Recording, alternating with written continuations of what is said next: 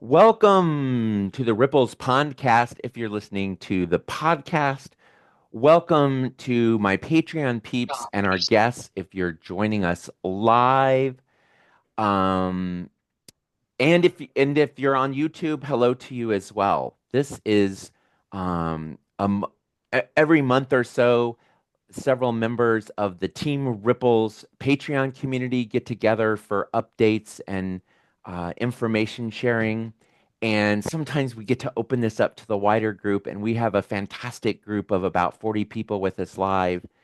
And my name is Paul. A lot of you are going to know me more as the Ripples guy because of these little wacky emails we started sending out 26 years ago that we spend 60 seconds every Monday thinking about a pebble and a boulder and a ponder, two quotes and something to think about for the week. And if you're new to joining us for these Zoomy Zooms, welcome, welcome. We actually follow a similar format. We use the Pebble Boulder Ponder.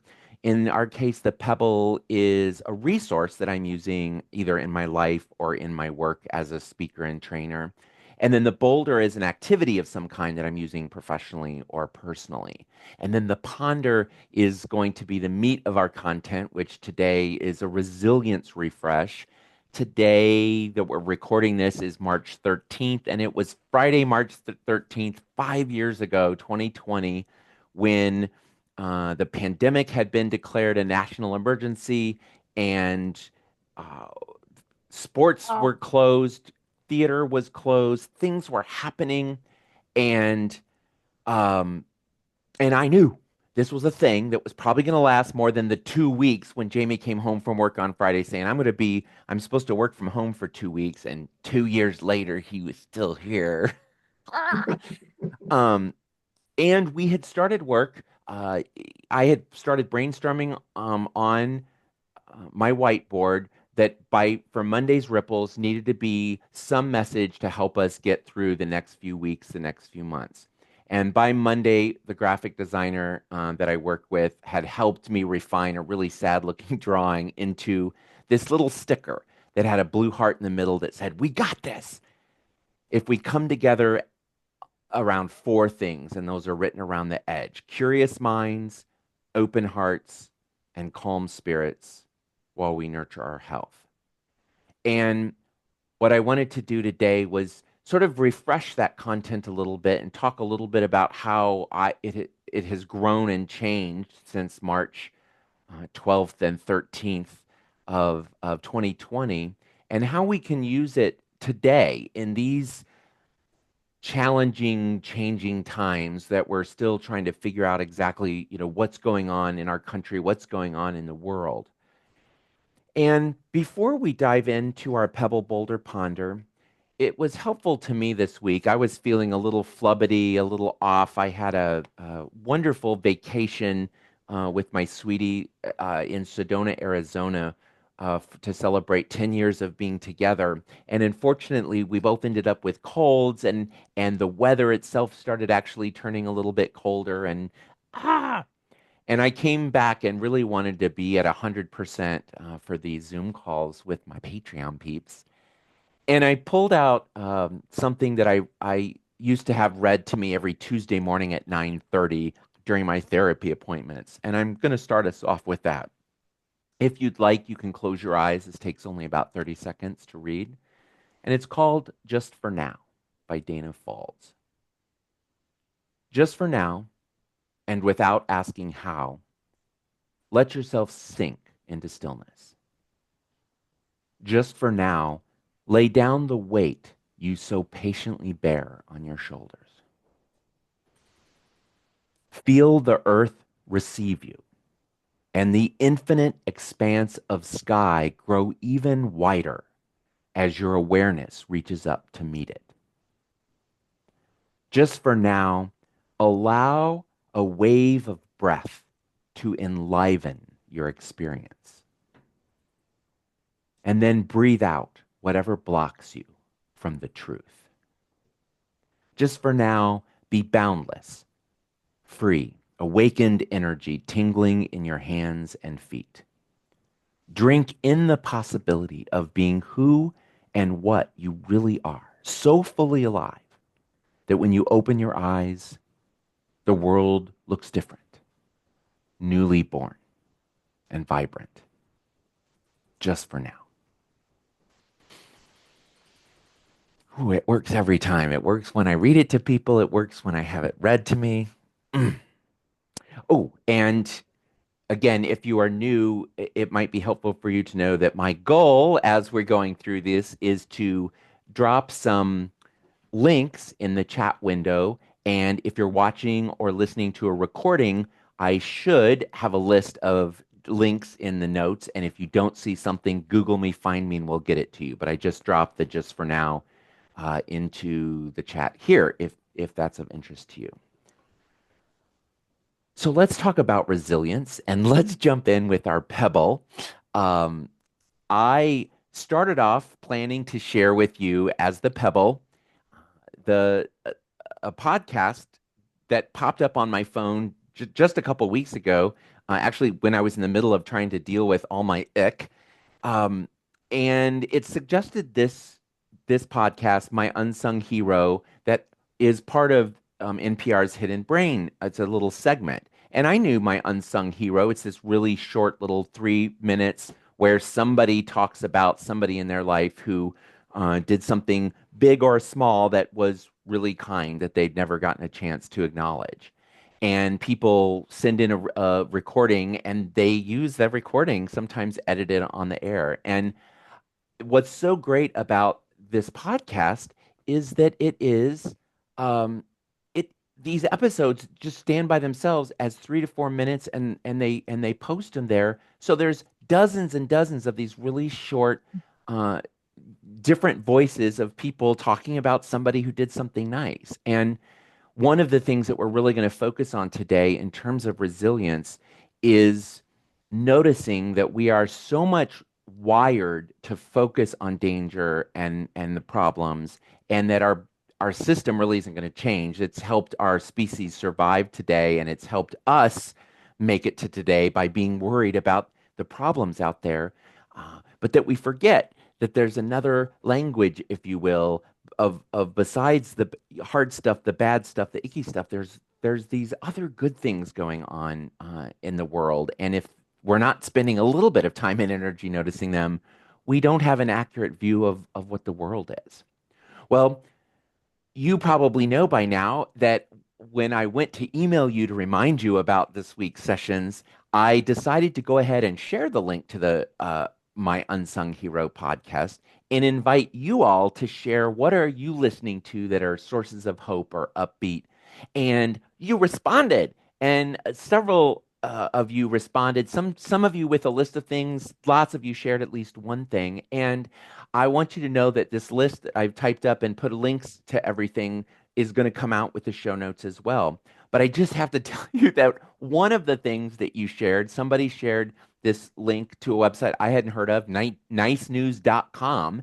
And I go to it and it's got a little morning digest email. It drops into your email inbox with news that is positive, that is upbeat. And we had also shared Good News Network, which is something that I've have the app on my phone and I sometimes go to. But this sends me every morning, and I will tell you, just in the last couple days, I had something to share with the Tuesday night group. That day's news had talked about somebody who had given $100 million gift to the Olympics, and the U.S. Olympic Committee has turned that into every single Olympic and Special Olympic athlete who participates in an Olympic Games will be given a $100,000 retirement benefit 20 years after they are in that Olympics or at when they turn 45, and a $100,000 life insurance policy as well.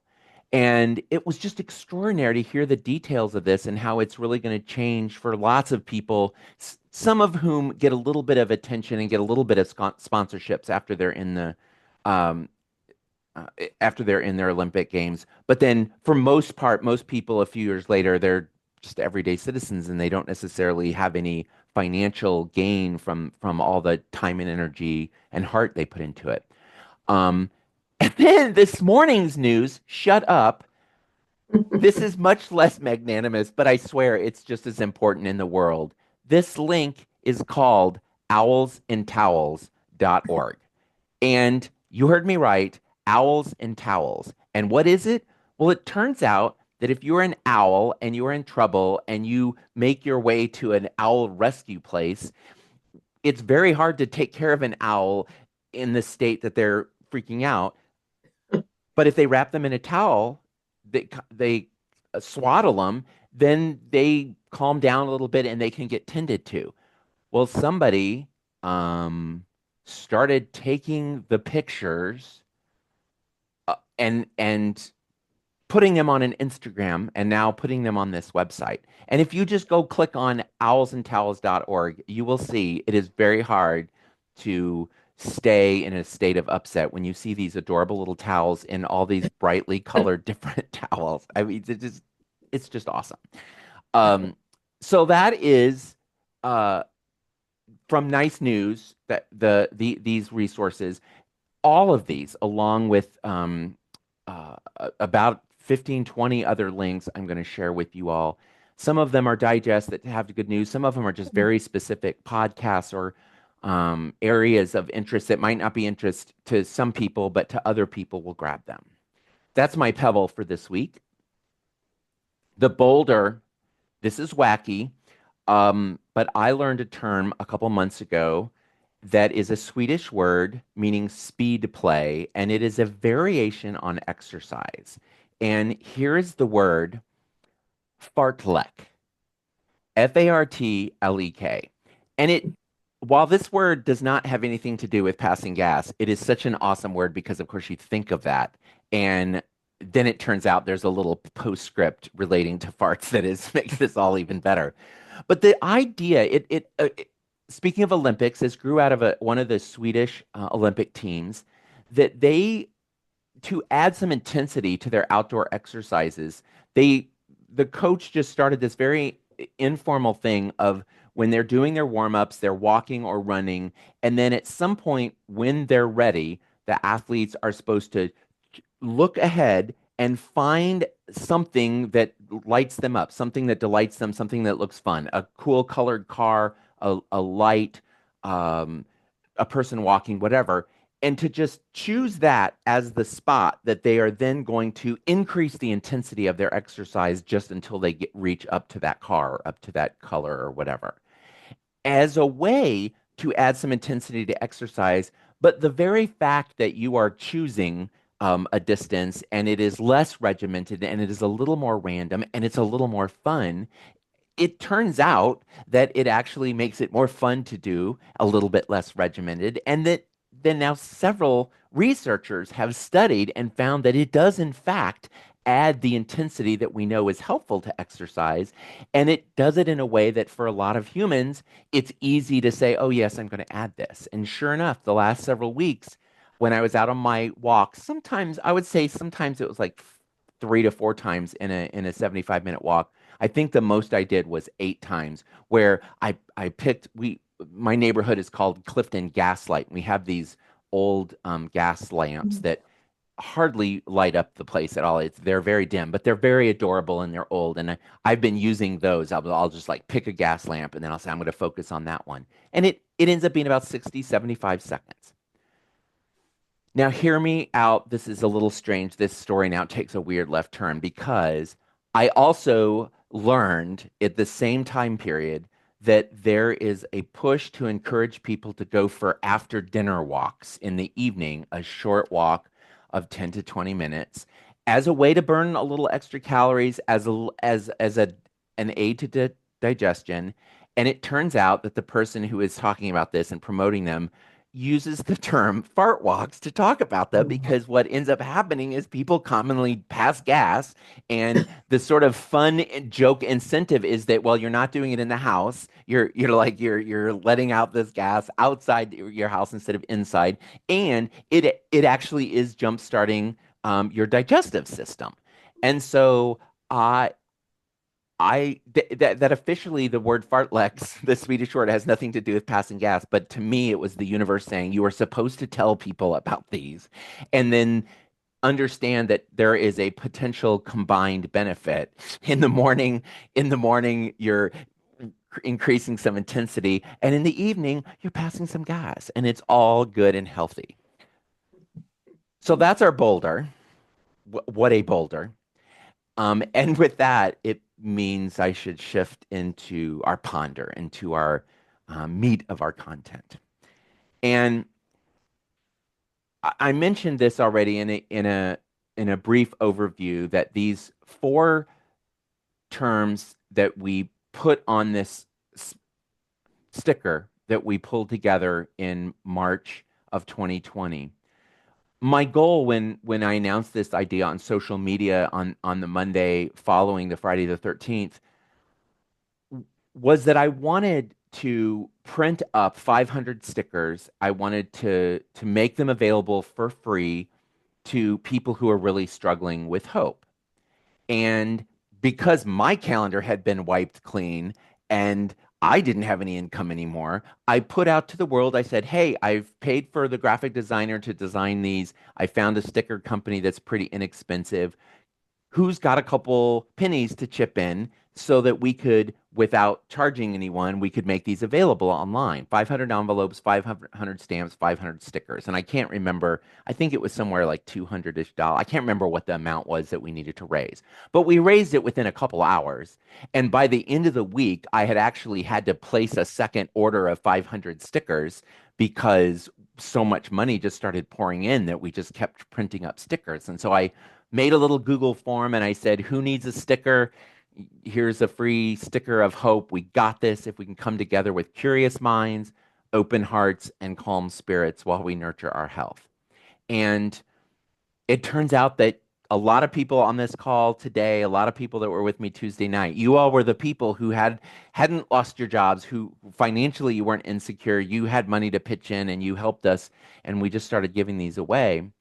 And the other thing that people on this very call did is helped me with the fact that until March of 2020, I had never given a virtual presentation before. All of my content, I had always told clients, oh no, I can't really do virtual training. I need to be in a room with live people in order to share my ideas and share my energy. And I was really nervous about the fact that for at least the next little while, I wasn't going to have that option, and that people were starting to ask me, hey, would you get on a Zoom call? And I didn't know what a Zoom call was.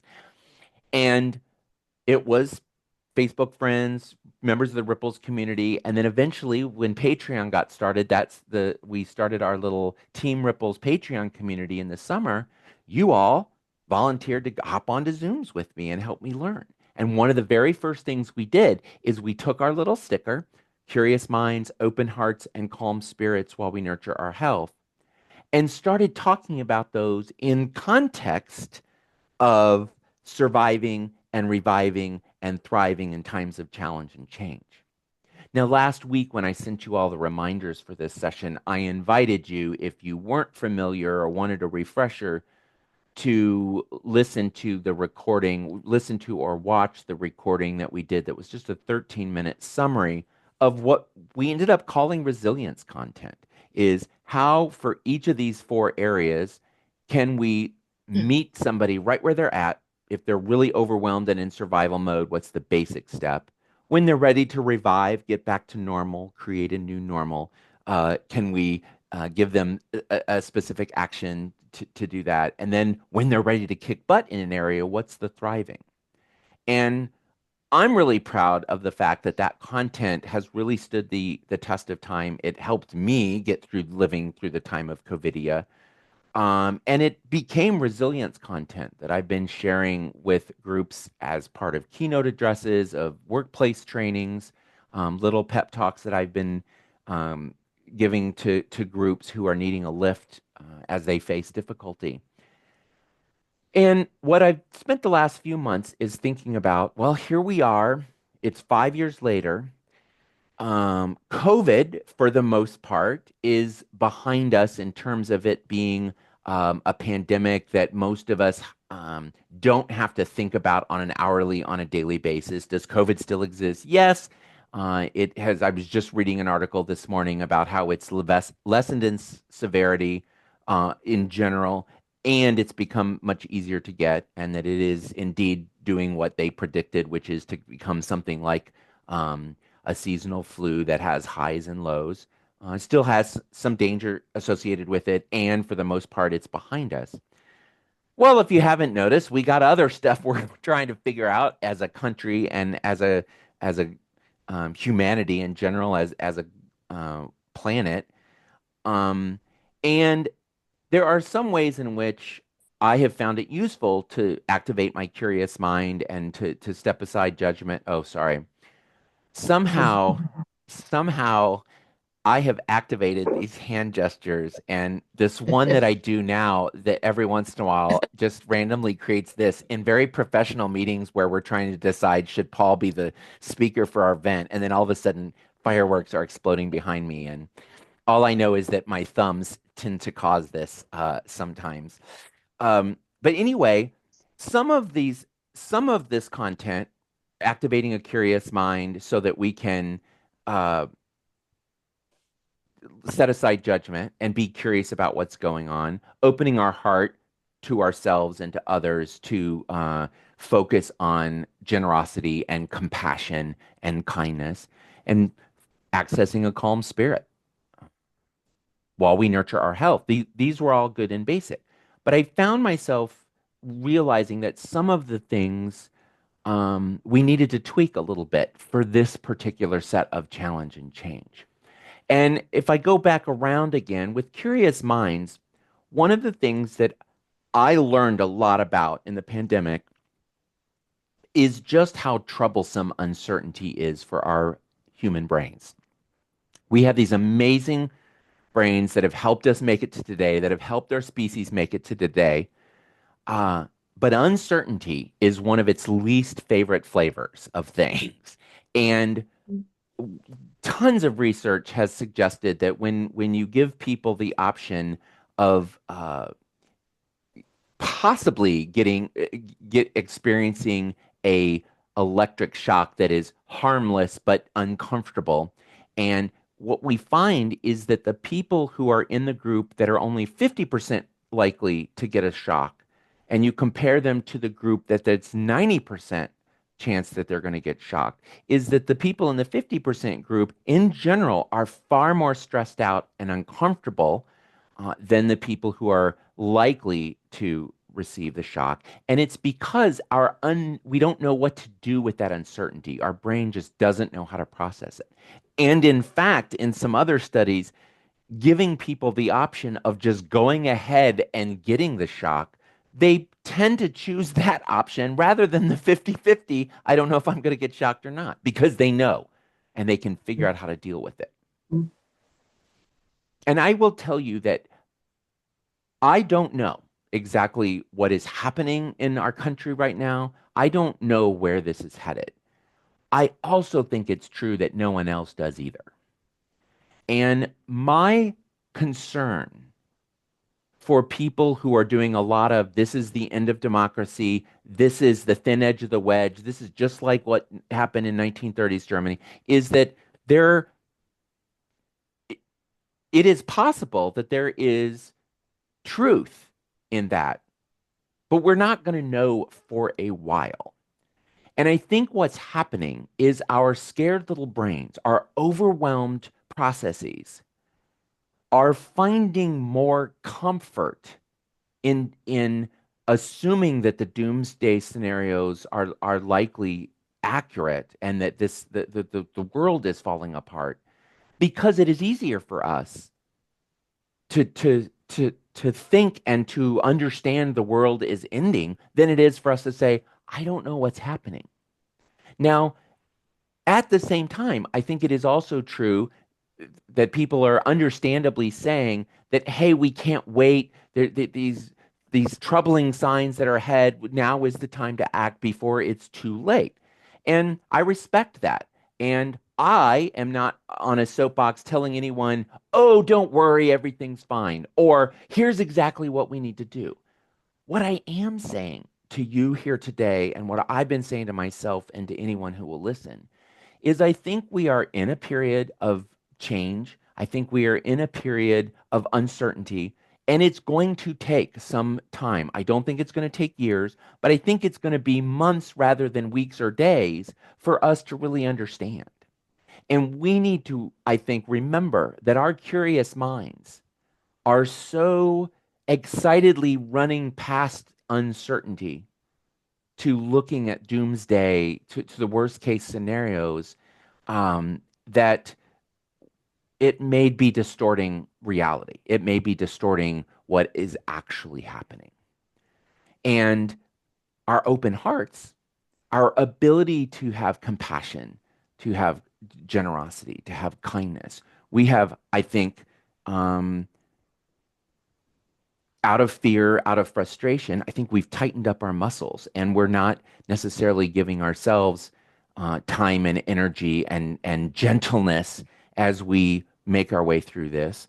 And I think a very big problem that we have is that um, we are doling out our compassion and generosity and kindness very sparingly towards other people, especially to people who look at the world differently than us. And because we're confused about what's going on, and because we're frustrated about some things that are going on, it's just been increasingly easier to blame people, to blame groups, and to say this is because of them, and all people who look and feel and act a certain way, they are the problem. I don't think it's accurate. And more importantly, I don't think it's useful. And our capacity to get through this, I think, is very great.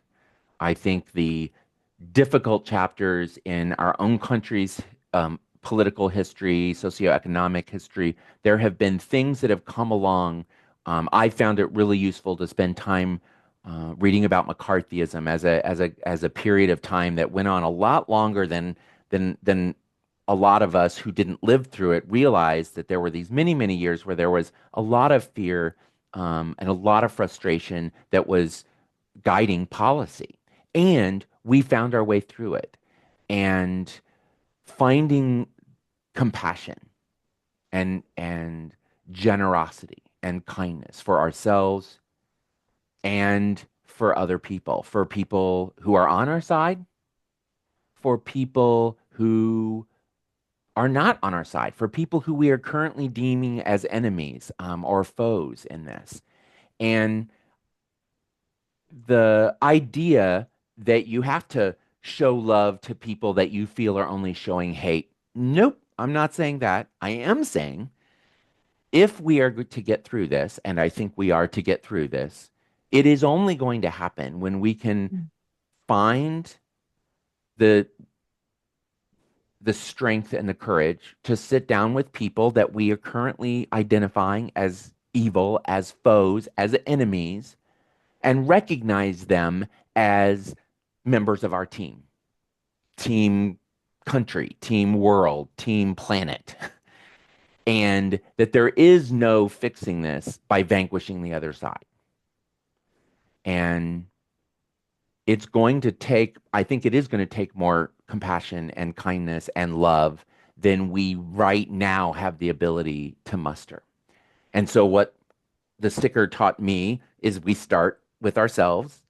And as we find the compassion and generosity and kindness to ourselves, we can then expand it outward to the people that it's easy for us to care about. It's easy for us to love. And we've got to find the strength and the courage to keep spreading that outward to people we're a little more suspicious of or a little less comfortable with, and find the people that we have a yes for and practice a little bit. Um, and such a key to that is being able to maintain our calm spirit. And it is very hard to stay calm when chaos is floating around us, when the news is really loud and there is so much going on. There are so many updates. This happened, then this happened, now this is happening.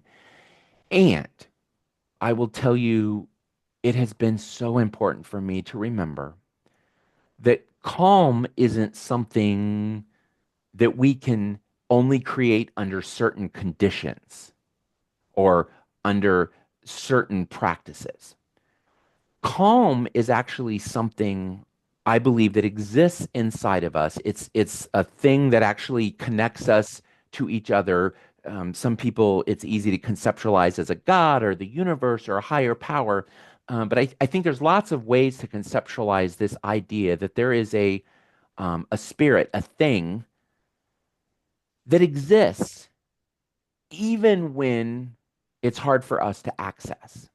And that calm spirit is inside of us in we deep and on our hardest days it seems impossible for us to access, and it's there, and sometimes we can get little glimpses of it, and when we do, our ability to say, oh, there it is.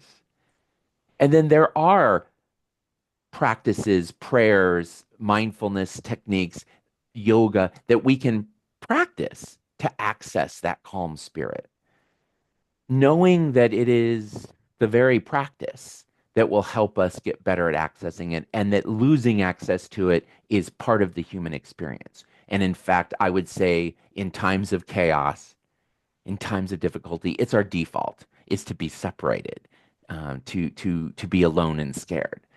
And when we are ready to remember that there is this connection we have to the Ripples community.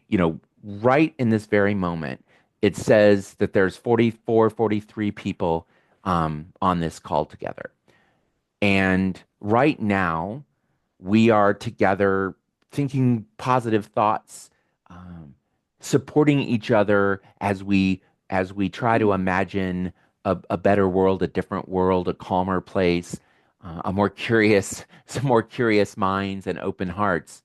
And this is real. It doesn't negate the real concerns, the real problems, the real yuck that's out there in the world. Uh, it's important to see it in context. And the only other thing, as we move over to nurturing your health, that I had put in my notes that I wanted to remind you of something that I had picked up when I was physically sick. I was in the hospital several years ago, and I had some big health challenges that kept me from being able to take some medication for really severe headaches, migraines that I experience. And I was forced to endure these extremely debilitating headaches without being able to have any relief. Tylenol wasn't cutting it. And at 2 o'clock in the morning, I Googled on my phone pain management techniques. And the first result was this body scan that asked me just to do a scan of the body and notice all the places that weren't in pain. And I was so fascinated by the fact that my headache, which in that moment, I think, if I can remember right, was probably a 7.5, 8 as far as how intense it was. And that even though in the spot where my sphenoid sinus is all clogged up, and this is right there where the source of the pain is, it could be an 8 or 9 right there. And it was a 0 here. And it was a 0 here. And it was a 0 here. And it was a 0 here. And there were all these places, and in fact, the majority of my body. And what I liked most about that technique when I read about it as I scrolled through my phone in tears from being in pain was that it was telling me this isn't to try to distract you from the very real pain you're experiencing. It's to help you put it in context. And as we round out our 4 items and we come to nurturing your health, at the beginning of the pandemic, when we created this sticker, nurturing your health was very much a physical idea. It was wash your hands, social distance, and eventually put on a mask. Take care of yourself physically. Very quickly, we had adapted what we meant by nurturing your health to talk about physical health, yes, and emotional well-being, our mental health, and our spiritual health. And I will tell you the shift that I have done in 2025 with it, where I have now added, is that I'm also talking about our community health, our connectedness to each other. Because I think that part of our way to the next stage of healing in our society is to rediscover the value in working on our community's health as a collective. Um, I'm pausing just because I noticed Cheryl's question, can we still get a sticker? Absolutely. Remind me to say that at the end. We are definitely we still have these around. So what I want for us as we round these bases is to say, what are we willing to do today? What do we have the capacity to do today to help activate our curious mind? Is there anything that you would be willing to do for yourself that might help you take a baby step away from judgment, lean into curiosity? How can I learn from this? Um, Imagining, as I told college students 5 years ago who didn't get to show up for orientation on their college campuses, they were doing it from their bedrooms in their homes, and I was saying, imagine that this internship has been required as part of your college experience. It's not assigned by the university; it's assigned by the universe, and it's called Living in the Time of Covidia.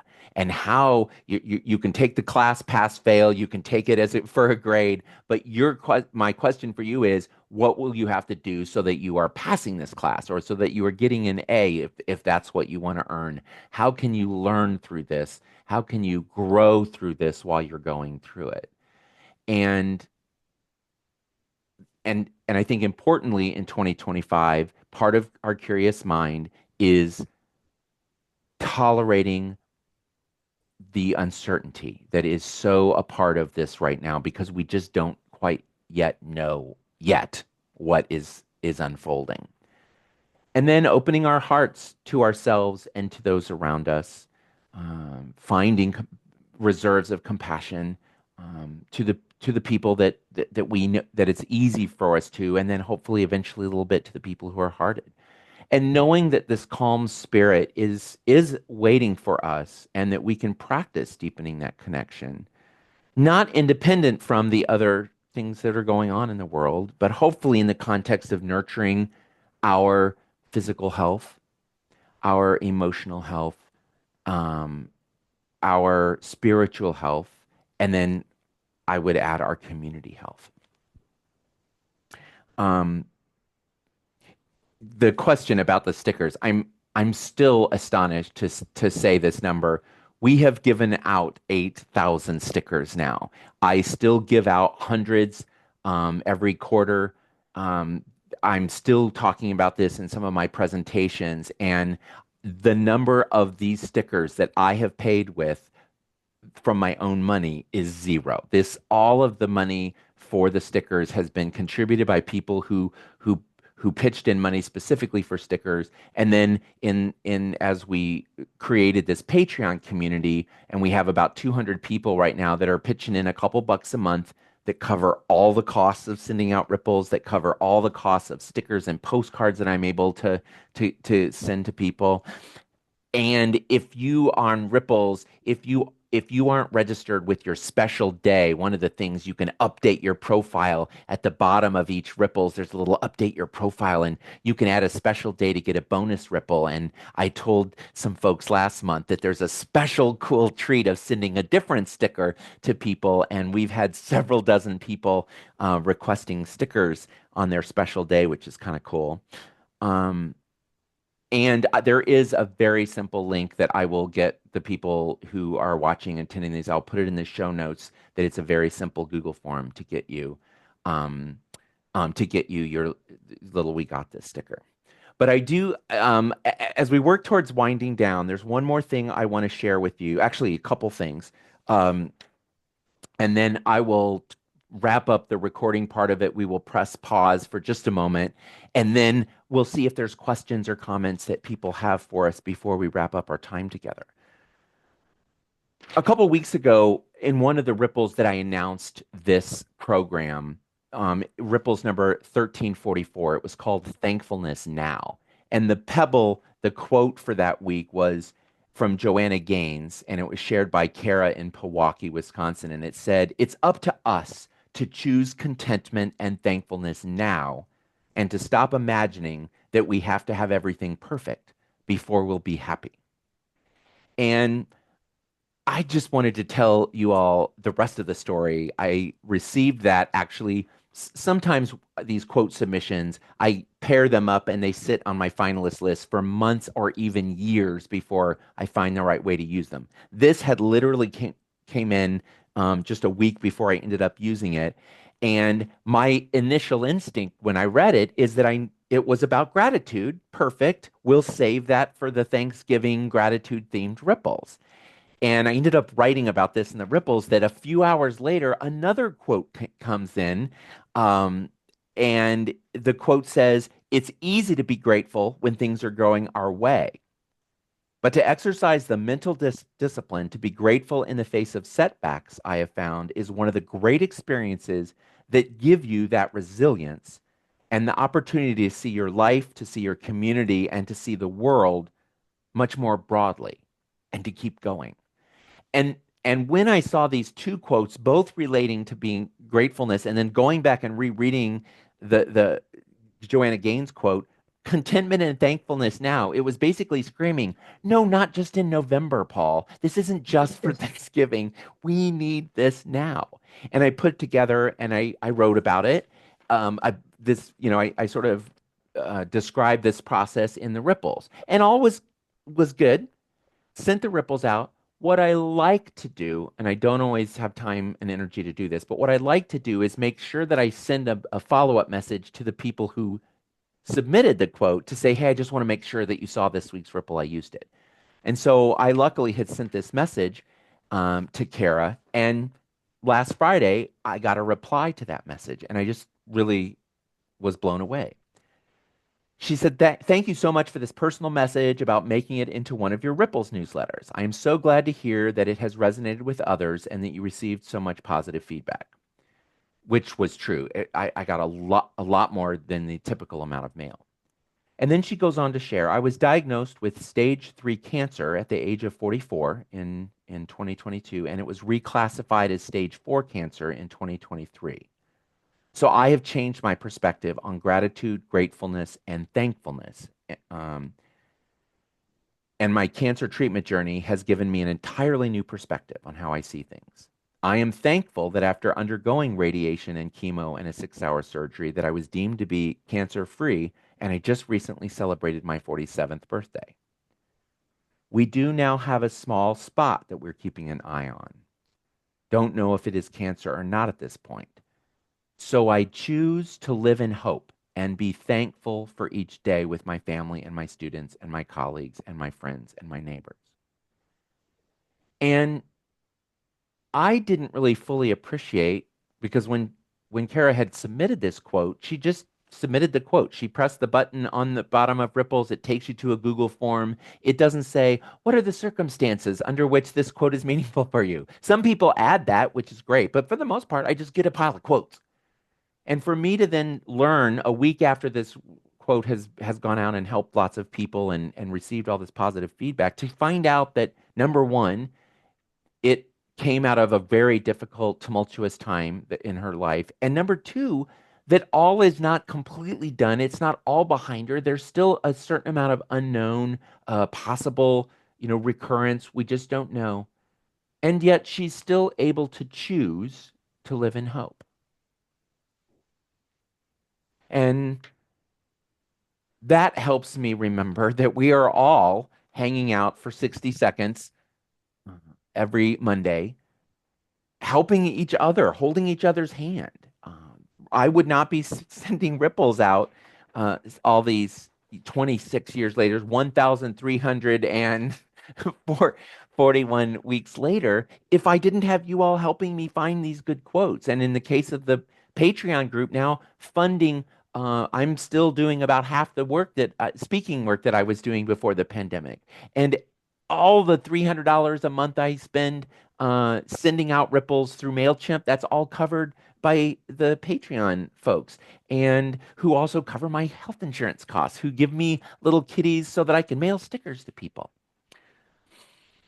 I want to wrap us up here, and I want to share something very unexpectedly landed in my Facebook inbox 4 nights ago, and it was sent from a former orientation leader at a college I spoke at every year for 20 years, and who is now all grown up and is a teacher and partnered in life and is living a very full and successful life, and just quite randomly sent me a little video clip, a Facebook reel or an Instagram video. And did not recognize the name of the source, the person who was speaking, who was being interviewed. Alok Menon, I believe is how you pronounce their name. And I watched the video over and over again. I ended up spending a half hour on Tuesday morning transcribing it because I really thought the short blurb, which I'm going to read to you in just a second, was valuable. And then I unexpectedly, in a conversation a Zoom chat with another creator, that I was having a sort of like a blind coffee date with this other creator. And I mentioned this, and I said, I've never heard of Alok Manan. Oh, this person raved about them and said, oh, they're so amazing. I've been watching their videos. And that emboldened me a little bit. And yesterday, I was on a call with Procter and Gamble about a possible presentation I'm going to give this summer for them. And I said, I think this is relevant to what we're talking about. And I just started reading it. And when I got to the name Alak Manan, they said that was the keynote speaker for our Pride event last June. Totally an amazing person. And just the coincidence, the serendipity of this all, I was like, okay, I am supposed to read this this week. I am supposed to hear this message. And this is what they said. Everything is horrific, and alongside it is hope. Everything is dark, and alongside it there is light. The question becomes, how do we cultivate a practice of noticing so that we can also speak into existence the things that are going right? When we have algorithms that are so tuned towards catastrophe, brains, in fact, that are so alarmist, such drama queens, love that she's that we forget the practice of noticing beauty. To rewire my brain and my heart, they said, is to speak aloud the things that I find beautiful. And this gives me hope. The last sentence. There is such a smorgasbord of beauty around us, and we often feel guilty in naming it as if it detracts or cancels out the severity of what we're facing. I don't think it does.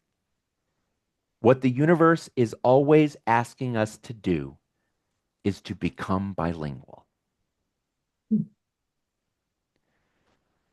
And as we wind down our time together, it is my very sincere hope. Allison, I see your message, and I can't help it.